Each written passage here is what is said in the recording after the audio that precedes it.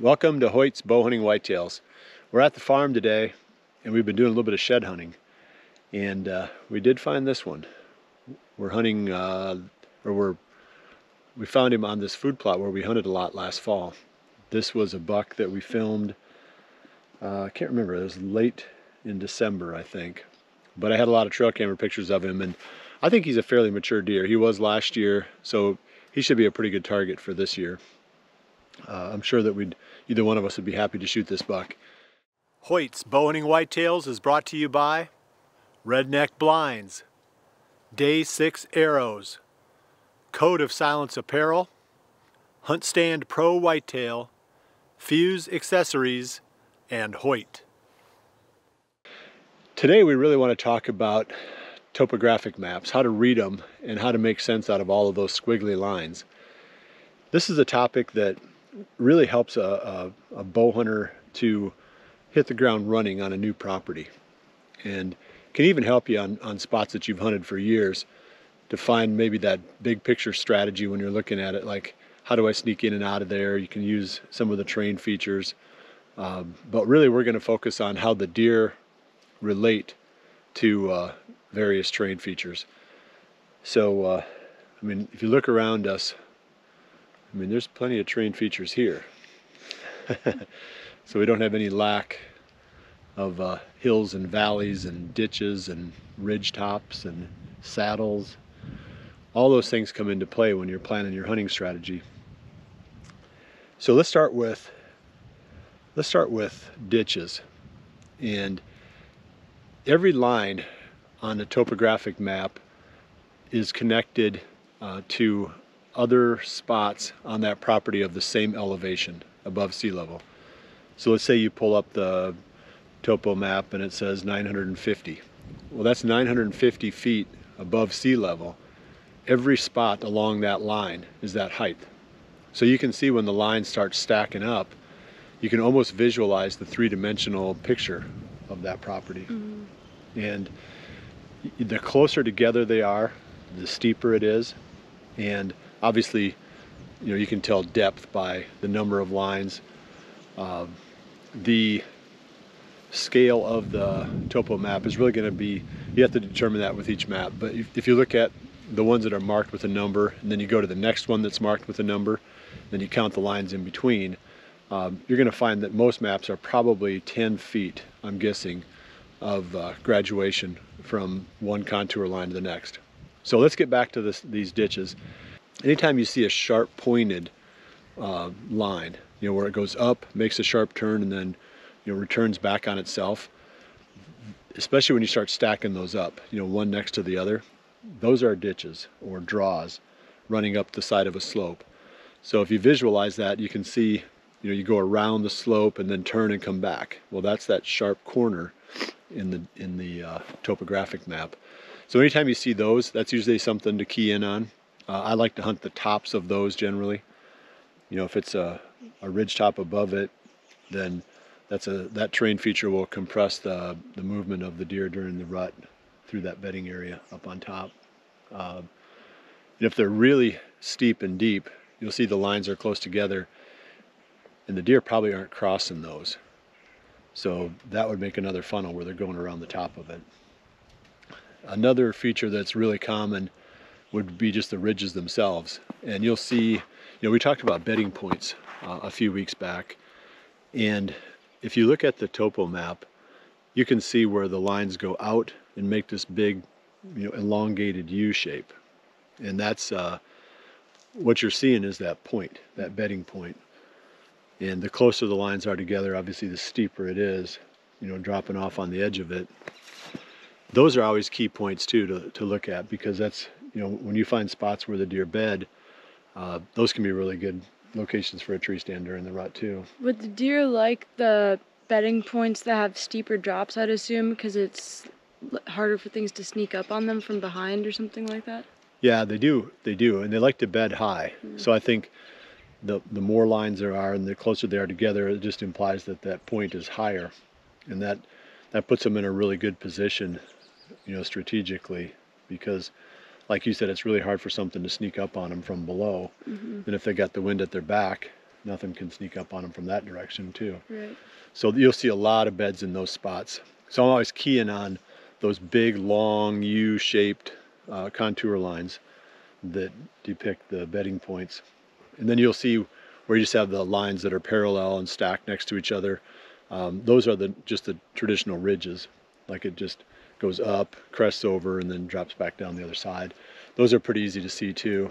Another one that will jump out at you are saddles. And the easiest way to see a saddle is if you got those long U's coming at each other from opposite directions. You know, so the contour line goes out, doubles back on itself from this direction. Same thing from the other side, you know, comes toward that point and doubles back and goes the other way. Well, the spot in between is lower, and that's a saddle. And deer really like to cross ridges on saddles.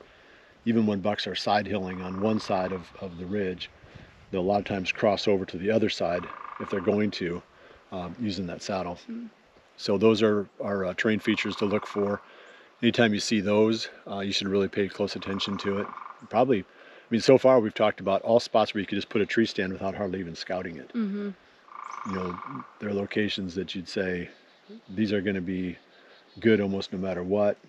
You know, and what we'll do too is we'll go in and just verify that they really are as good as what we thought they were. Mm-hmm. And especially I feel like up here in the really hilly, steep country, the topo maps give you an element that you can't tell from the aerial maps. Like maybe when we were down in southern Iowa, there weren't as many steep hills and terrain features like that, but here you don't really get a grasp of how steep it is, or you might not even see some of the little ditches and saddles up on top of those ridges if it weren't for the topo map. Yeah, they really help. I like hunting this kind of country because the deer do relate to those features so predictably. I mean, you find them on the aerial photo and the topo map, you know, the types of locations that we're talking about, and you can almost guarantee that the trails are going to be there. And it may be physically demanding to hunt this stuff, but I think from a strategy standpoint, it's fairly easy because the terrain features funnel the deer. So let's talk about another common one, and that would be like a really steep bluff. If you've got spots where the topo lines are really close together, the contour lines, then we know that, you know, 10 feet apart, it only goes a little ways and it's another 10 feet, you know, so it's really steep. And sometimes you'll see where the lines are almost overlapping each other. It's like a drop off. Yeah. Yeah. Like a sheer cliff. And the deer aren't going to go up and down those, and they probably aren't going to side hill on those. They're going to go around them. So really steep spots, those are super good funnels too, because you can come up, if you're willing to do the hard work, you can come up that bluff or go around the edge of it if it's too steep, and your tree stand can be right on top of it. And then your scent can be blown out off that bluff top, and the deer that are side hilling are going to come up, use the top of the bluff, and then spread back out again. So any place you've got really steep side hills like that, the upper edge of that's usually a very good funnel. So that's another really predictable one you can find in this kind of country. Then you get into a little bit flatter areas. One of the really key features to zoom in on are the creeks and small rivers. And normally on a topo map, they're going to be, the ones that carry water all the time are going to be solid blue. And then the ones that are seasonal are going to be like dashed blue. You know, like maybe there'll be a little stretch of blue, then a dot, and then, you know, those are the more seasonal little creeks and ditches that carry water part of the time. But anything like that is going to create funnels, because as it curves around, it cuts the bank. You know, the little creek cuts into the bank and makes a steep drop. And the deer don't cross at those places. They cross at the gradual spots between those. So looking for an S bend in a creek, you know, and you're going to see that blue line either solid or dashed. Where you see a big sweeping S bend, you know that right in the middle of that S, there should be a really good crossing. Because on one side, the bank is cut on this edge, and on the above it or below it, whatever, the bank is cut on the other edge. So between it is where it's really gradual. And I've had, like, especially hunting out in like the plains states, I've had really good success doing that. I mean, again, it's kind of a no-brainer. You look at the topo map, you see the S-curve, you go to the middle of the S-curve and put a tree stand up. You know, it's just, you can do it almost like clockwork. Terrain features, those are the big ones. Those are the main ones.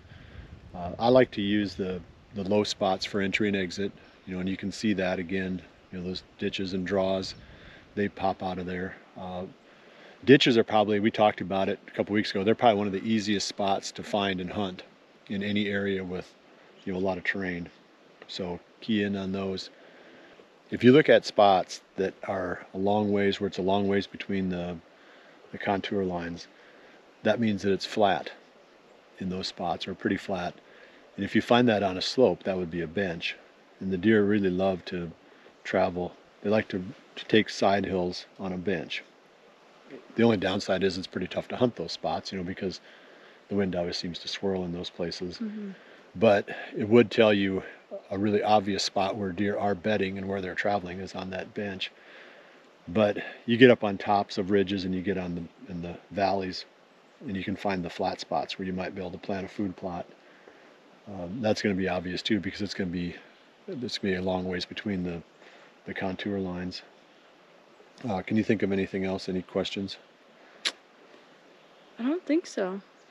Yeah, I think we covered it pretty well. So yeah, just if you have any questions about it, leave a comment. I've hunted just about every kind of terrain in North America, so maybe I'll have a little bit of help for you there if you've got certain features you're trying to figure out how to hunt. But we're gonna go see if we can find another antler or two. It'd be fun to find the other side of that one. Show them one more time. Show them like up close so they think it's even bigger than it is. There, see it? It's like a 95-inch antler. Oh, now it's like a 50-inch. Dang it. We're gonna see if we can find the other side of that. But we appreciate you joining us, and we'll see you right back here again, probably within the next week to 10 days for the next episode of Hoyt's Bowhunting Whitetails. And remember, always dream big.